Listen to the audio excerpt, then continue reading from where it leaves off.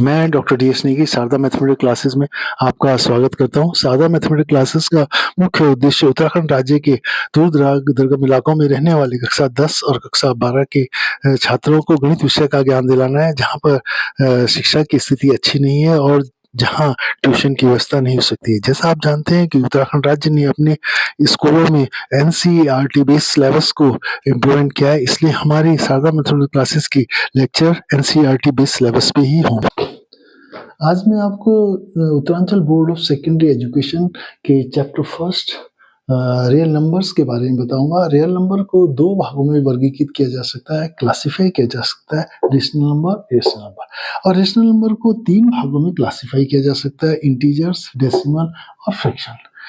इसी प्रकार इंटीजर्स को आगे जाके दो भागों में क्लासिफाई कर सकते हैं, पॉजिटिव इंटीजर्स और नेगेटिव इंटीजर्स। डेसिमल नंबर को दो भागों में क्लासिफाई कर सकते हैं, टर्मिनेटिंग डेसिमल और नॉन टर्मिनेटिंग रिपीटिंग डेसिमल।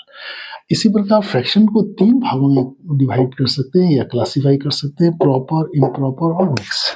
इन सब चीजों को बताने का मेरा जो मुख्य उद्देश्य था, इस चैप्टर में रियल नंबर वाले चैप्टर में आपके पास दो मुख्य सिद्धांत हैं जो आपके पूर्णतः पॉजिटिव इंटीजर्स के ऊपर आधारित हैं। आज मैं आपको इस चैप्टर में यूज होने वाले दो मुख्य प्रिंसिपल्स के बारे में बताऊंगा। पहला प्रिंसिपल है इक्विलिब्रियम डिवीजन एल्गोरिथम और दूसरा है fundamental theorem of arithmetic.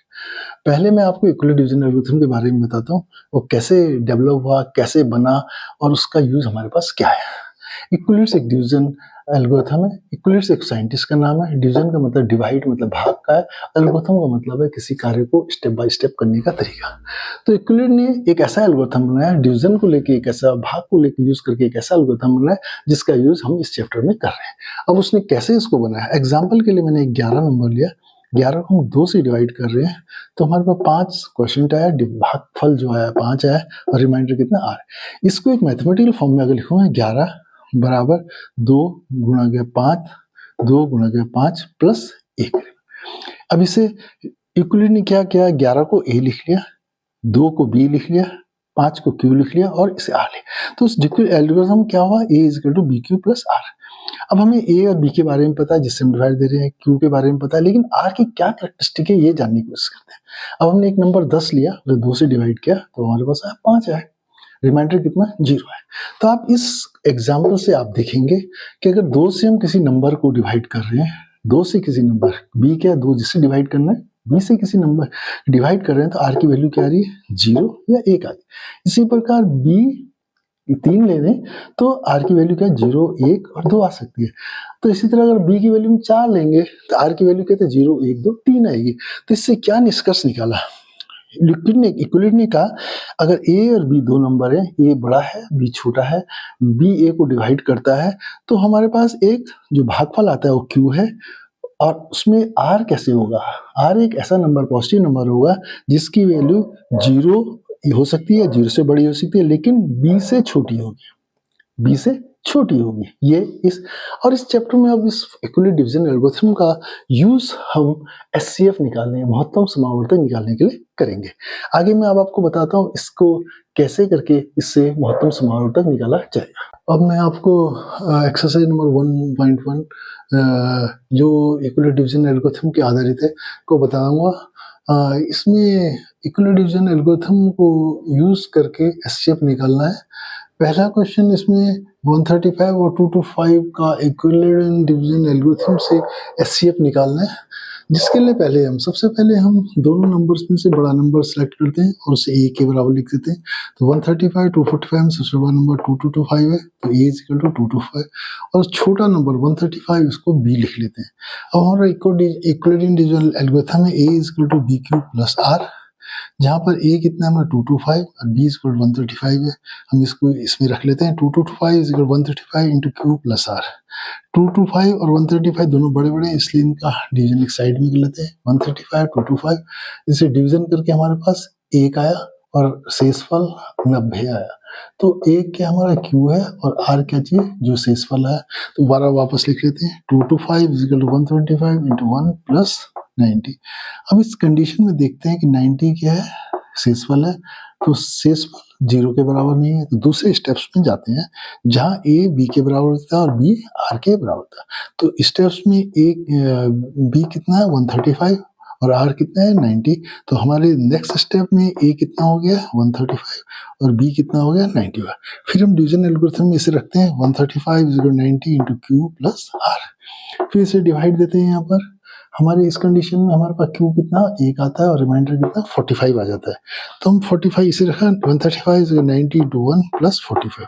r की वैल्यू कितनी है 0 के बराबर नहीं है, 45 है 0 के बराबर नहीं है, इसलिए नेक्स्ट स्टेप के लिए हमारा तीसरे स्टेप से हमारे पास a किसके बराबर b के बराबर, b कितना है हमारा 90 के बराबर, दूसरे b किसके बराबर होता है r के बराबर, r कितना है पहले स्टेप में 45। तो हमारा फिर a कितना हो गया 90, b 45। अगेन फिर से डिवीजन एल्गोरिथम में जाते हैं 90 = 45 × 2 + 0। इस कंडीशन में क्या r 0 के बराबर हो गया। जिस कंडीशन में r की वैल्यू 0 के बराबर होती है उस कंडीशन में जो HCF की वैल्यू है क्या b के बराबर है, b कितना है 45। तो इसलिए इस क्वेश्चन में 135 और 225 का जो HCF है हमारा किसके बराबर 45 के बराबर होगा। सेकेंड पार्ट बताता हूँ। सेकेंड पार्ट में a =